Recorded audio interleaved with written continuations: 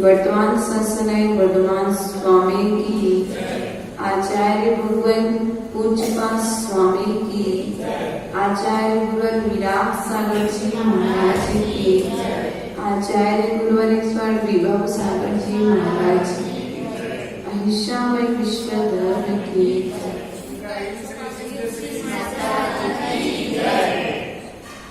चलते हैं द्वादशांग मां जिनवाणी के चरणों में आचार्य भगवंत पूज्यपाद स्वामी के चरणों में नमस्कार करते हुए परम पूज्य आचार्य गुरुवर के श्री चरणों में नमस्कार करते हुए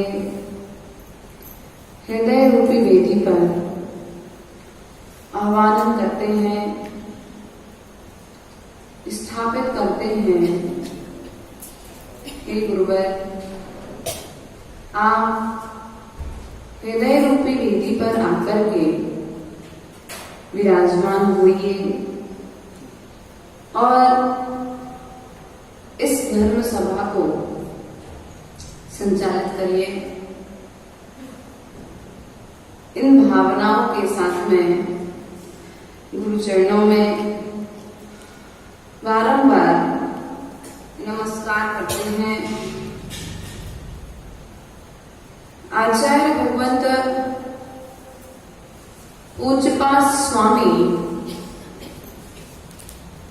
पूर्व की गाथा में बता रहे थे कि जो दिगंबर मुनिराज हैं वे 22 परिश्रमों को सहन करते हैं। तो शिष्य ने प्रश्न किया कि 22 परिश्रमों को सहन करने से क्या होता है?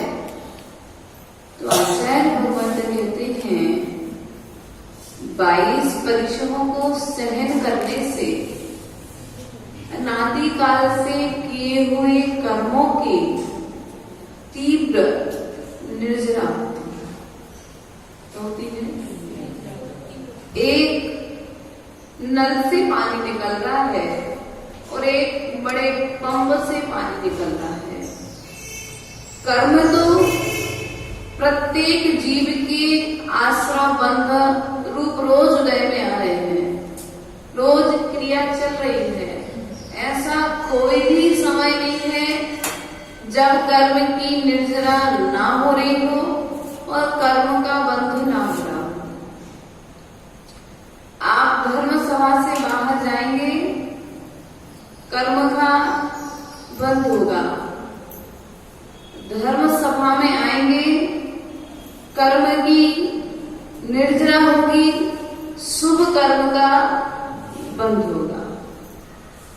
मतलब कर्म ही एक ऐसा है जो प्रति समय अपने कार्य को सही समय पर कर रहा है।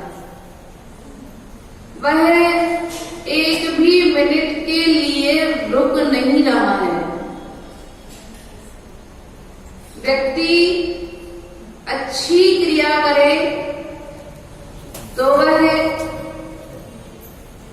अच्छा फल अर्थात अच्छा कर्मबंध कराने में लगा हुआ है, अच्छा आश्रम हो रहा है।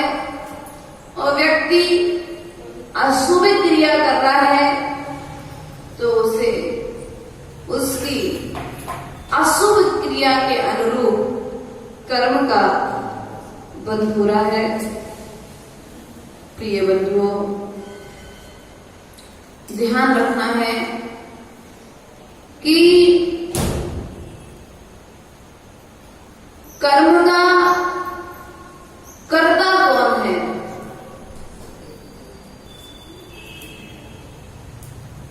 कर्म का कर्ता कौन है?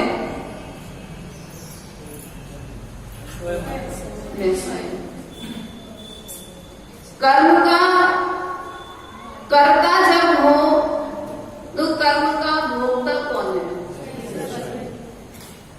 जो जैसा कर्म कर रहा है वह जीव वैसा फल भोग रहा है। सत्य है। यहाँ पर आचार्य भगवान गाथा लेकर के आए हैं और आचार्य भगवान कहते हैं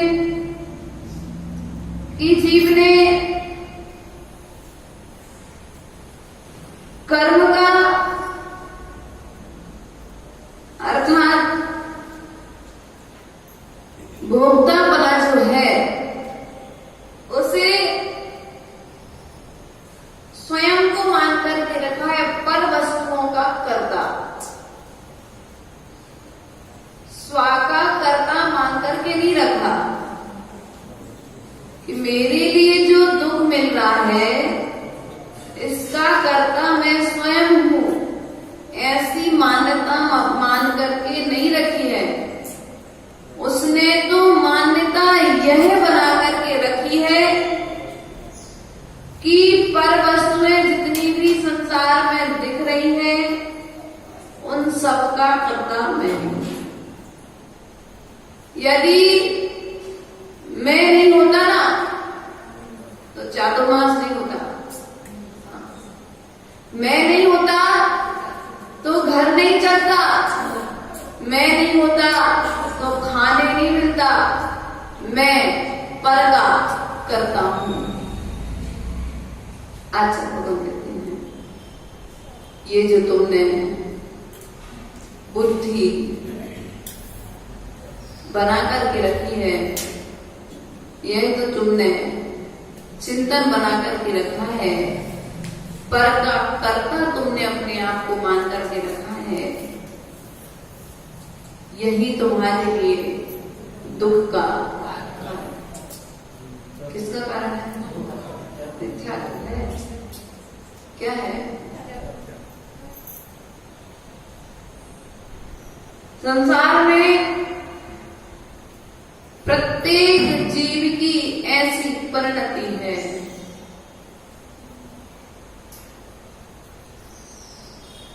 वह ऐसा विचार करता है प्रतिपल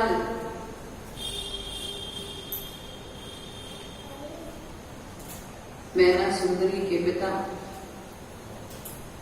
तुम्हें जो भी सुख मिल रहा है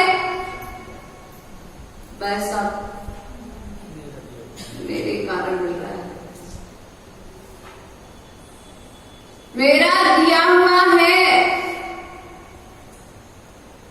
लेकिन कर्म सिद्धांत पर विश्वास रखने वाली मैना सुंदरी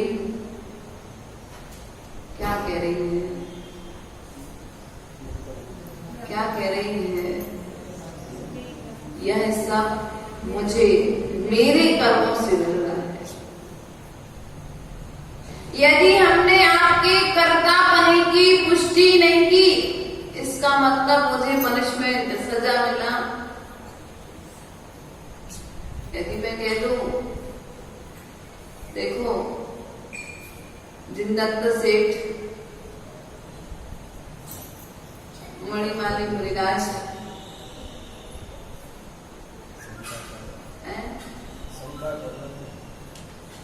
शंका नहीं, जिनदत्त सेठ अपने आप को कर्ता मान रहा है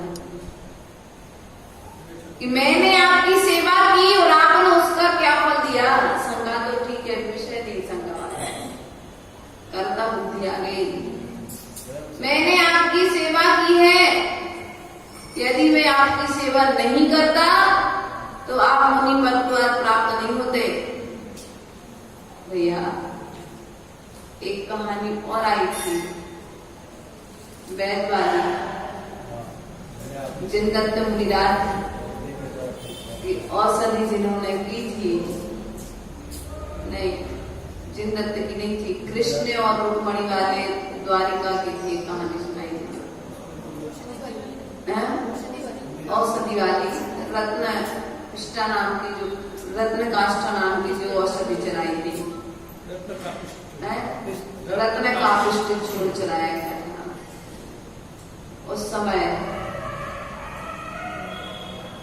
कृष्ण द्वारिकापुरी में एक मुनिराज आए थे, उनको व्याधि थी। उस व्याधि का उपाय मुनिराज ने स्वयं बताया था।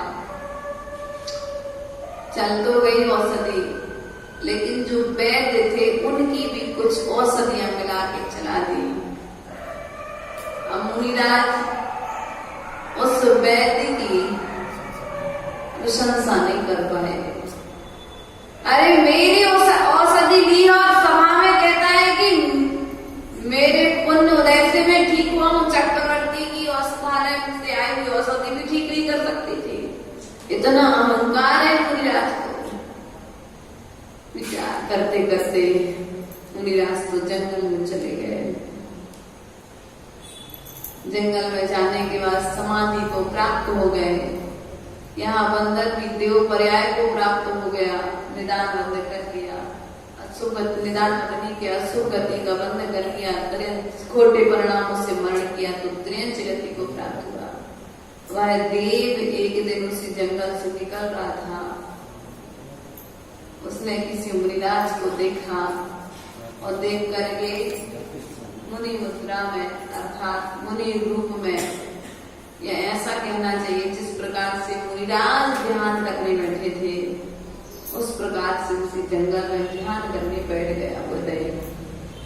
उस देव को देख करके उस बंदर को जाति स्मरण हो गया। मुनिराज के ऊपर इतना उपसर्ग किया कि मुनिराज के हाथ पैरों में बड़े बड़े घाव हो गए। किसके कारण किया ये सब? करता नाम की पूजा। किसकी पूजा? मेरा नाम नहीं लिया, मैंने इतना सब कुछ किया, इनके लिए औषधि भेजी, इनने मेरा नाम तक नहीं लिया। मुनिराज का कुछ नहीं बिगड़ा भैया। मुनिराज ने तो कर्म सिद्धांत का उपदेश दिया था। उनके मन में किसी के प्रति राग और किसी के प्रति द्वेष, लेकिन बस कर्ता बुद्धिवादी वैद्य के मन में आ गया कि मैंने इतना सब कुछ किया और मेरा नाम ही भूल गए, मेरा नाम ही को याद नहीं आया। मुनिराज तो चले गए स्वर्ग। अपने साधना के प्रभाव से भाव बिगाड़ दिया वैद्य ने अपना। बदतर बन गया, संकलित परिणाम कर लिए, अशुभ गति का बंद कर दिया। और उसके बाद में भी जाति स्मरण हुआ तो आकर के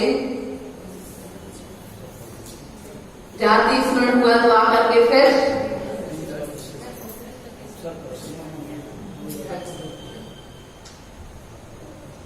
विचार करो। विचार करो।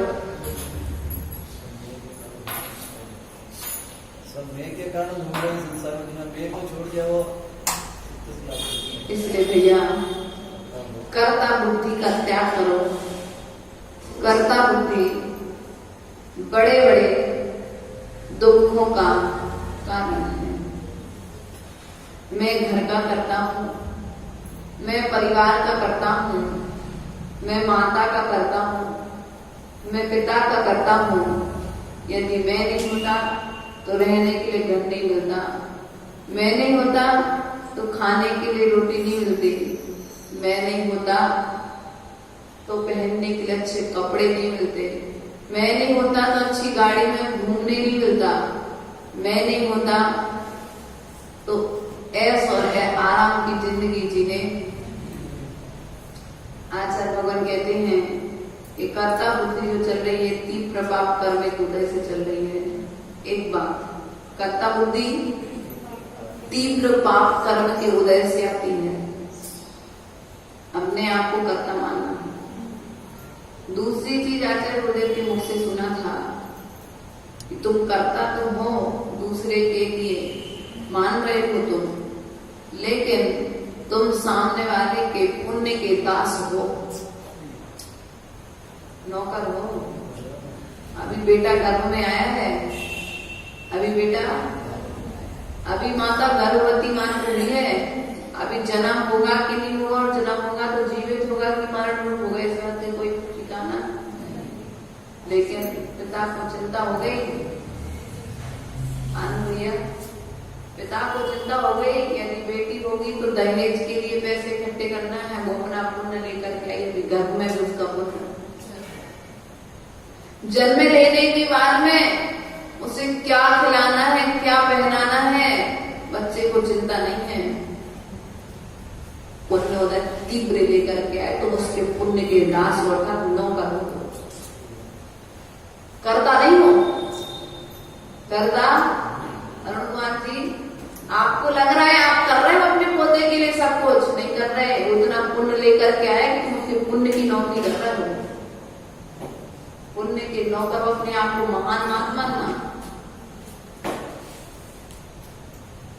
आप क्या कर रहे हैं? पुण्य की नौकरी कर रहे हैं।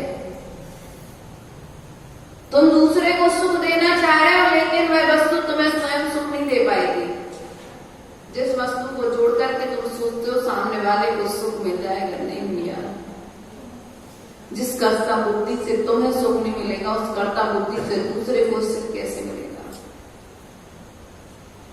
इसलिए अपने कर्ता बुद्धि का त्याग करो। धर्म क्षेत्र में आकर के भी कर्ता बुद्धि को त्याग करो, और कर्म क्षेत्र में आकर के भी कर्ता बुद्धि को त्याग करो।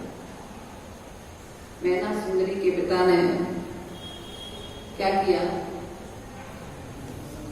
कोड़ी के साथ विवाह कर दिया। कोई बात नहीं, मेरा कोई पाप कर्मवती हृदय में आया है, इसलिए पिता के द्वारा ऐसा कार्य हुआ है। मेरे कर्म बस ऐसा हुआ है, पिता का दोष नहीं है। सीता के साथ में क्या हुआ? रामचंद्र जी ने जंगल में, सीता ने ये नहीं कहा कि मुझे रामचंद्र जी ने जंगल में छोड़ा दिया। मेरा कर्म का उदय तीव्र था, इसलिए उनके ऐसे भाव हो गए। मेरा कर्म का उदय तीव्र था, इसलिए उनके मेरे प्रति ऐसे भाव रहे। वरना वही राम तो हनुमान रावण से युद्ध करके लेकर गया। वही राम 14 बरस तक जंगल में साथ में लेकर के चले, प्रिय थी, लेकिन मुनिराज की निंदा की थी, उसका फल तो सीता को भोगना था। मुनिराज की निंदा की थी, गुरु का अपमान किया था, धर्म का अपमान किया था, धर्मात्मा का अपमान किया था, उसका फल तो सीता को भोगना ही था। उदय में आ गया, और जब उदय में आया तो ऐसा आया कि गर्भवती होने पर भी राम ने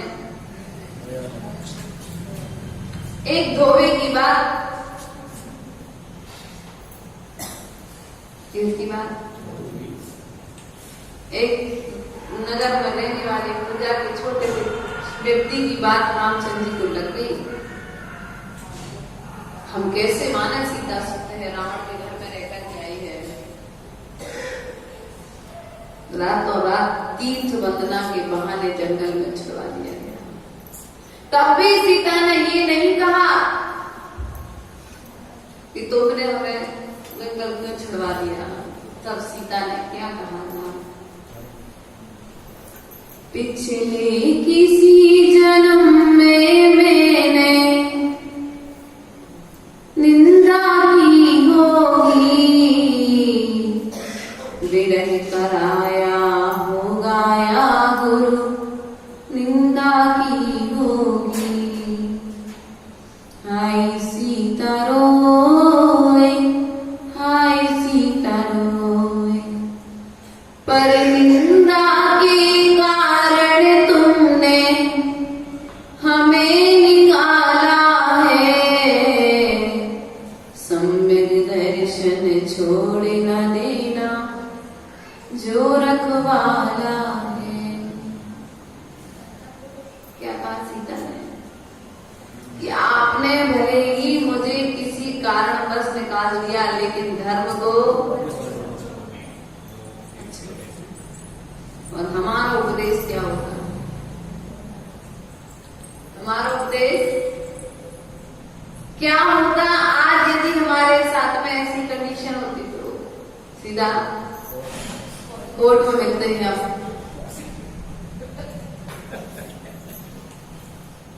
इसलिए भैया भाग्यवादी बनो, पुरुषार्थवादी बनो, कर्तावादी बनने का जैन दर्शन में निषेध किया गया है। अर्थात अपने आप को किसी वस्तु का कर्ता मत मानो। यदि कर्ता मानते हो तो कर्म का बंध करोगे, और जब कर्म का बंध करोगे तो उदय में जब आएगा तो दुख प्राप्त होगा। अरे मैंने जिसे पाल पोस करके बड़ा किया वो आज मेरी बात नहीं मानता है। क्या हो रहा है? क्या हो रहा है? क्या हो रहा है? अब दुख हो रहा है।